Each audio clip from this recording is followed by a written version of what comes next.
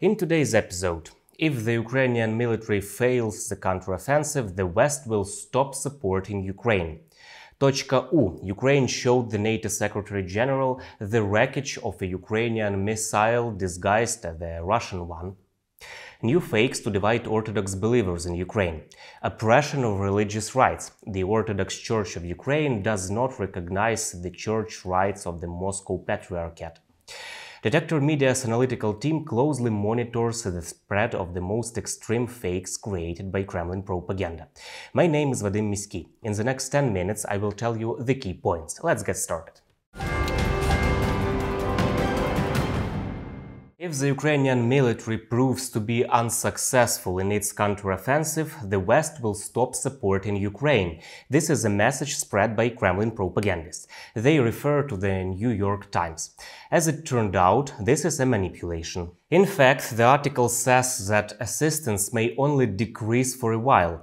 During this period, Kyiv may be encouraged to negotiate with Russia. According to the authors of the article, if this happens, the West will be able to help Ukraine again in full by early 2024, as the partners will have produced enough ammunition and military equipment by then. This assistance scares Russia.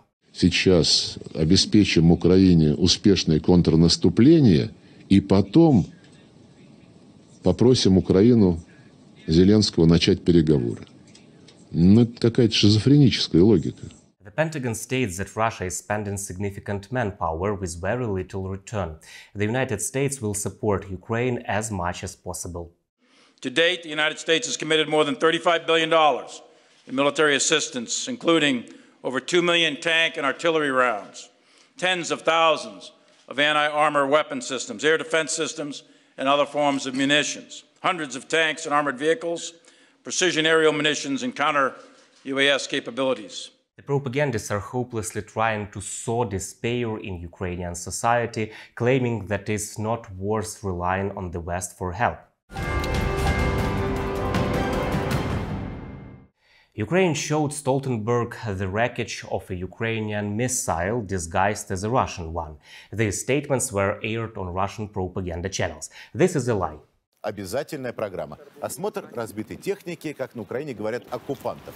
Обратите внимание вот на это. Обломки тактической ракеты, которую выдают за российскую. Ну вот неувязка. Краматорск. Обстрел вокзала год назад. Тоже обломки. Доказано. Ракета украинская. According to the analyst of U vs. Disinfo project, there is adequate proof that Russian troops attacked the Kramatorsk railway station last year with a Tochka-U missile. The Soviet Tochka-U missile system is still in use by the Russian army, although propagandists deny this. This can be confirmed by video recording of the movement of the weapon system through Belarus. The date is March 2022. Meanwhile, the NATO Secretary General promised that Ukraine would become a member of the alliance. At the same time, the main focus of the alliance, of NATO allies now, is to ensure that Ukraine prevails, is to ensure that Ukraine continues to be a sovereign, independent, democratic nation in Europe, because that's the only way to also have a meaningful discussion about Ukraine's future membership. And therefore, the main focus, the urgent need, is the military support to Ukraine, which is something we work on every day. The US ambassador to the UN reminded Lavrov, who chaired the Security Council meeting, that Russia is an aggressor that systematically commits war crimes. Our hypocritical convener today, Russia, invaded its neighbor, Ukraine, and struck at the heart of the UN Charter and all the values we hold dear. This illegal, unprovoked, and unnecessary war runs directly counter to our most shared principles, that a war of aggression and territorial conquest is never, ever acceptable. And as we sit here, that aggression continues. As we sit here, Russian forces continue to kill and injure civilians. As we sit here, Russian forces are destroying Ukraine's critical infrastructure. As we sit here, we brace ourselves for the next Bucha, the next Mariupol, the next Kherson, the next war crime, the next unconscionable atrocity. Kremlin propagandists are lying in an attempt to conceal the effects of Russia's missile attacks on civilians and civilian targets in Ukraine.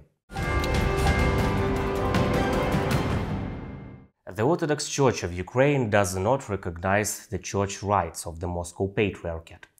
This is a fake spread by Kremlin propagandists. They claim that even burials performed according to the customs of the Russian Church are no longer recognized. И еще мы хотим, чтобы люди, которые считают себя причастными к русскому языку, к русской культуре, к религии, которую они исповедовали всегда через Украинскую православную церковь, чтобы эти люди не подвергались дискриминации, не подвергались гонениям и не подвергались угрозе истребления.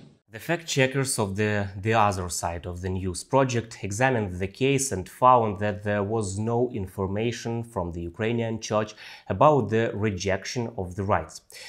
It is the Moscow Church that denies the sacraments of the Ukrainian Church. Українці більше ніколи не будуть камінчиками якихось там імперій. Ми вже вибороли це і забезпечимо для нашої держави всю повноту незалежності.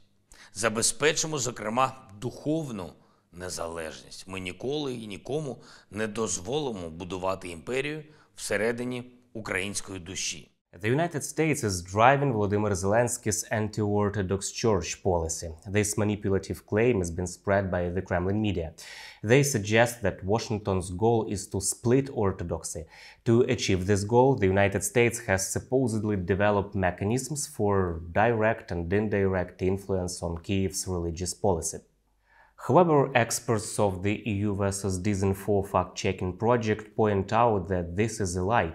Ukrainian law enforcement officers have indeed conducted a series of searches at the facilities of the Ukrainian Orthodox Church of the Moscow Patriarchate.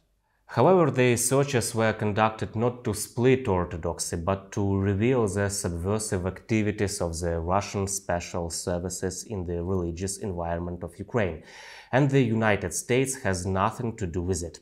Another fake by Russian propagandists is that the Orthodox Church of Ukraine has supposedly decided to adopt new clothes for its clergy that is black and looks more like a tracksuit. They even showed a photo. The model is wearing black pants and a hooded sweatshirt, but no one in Ukraine is going to change the clothes of priests. This is a lie. The Myth Detector project contacted the press service of the Orthodox Church of Ukraine. They replied that no such decision had been made and would not be considered in the future.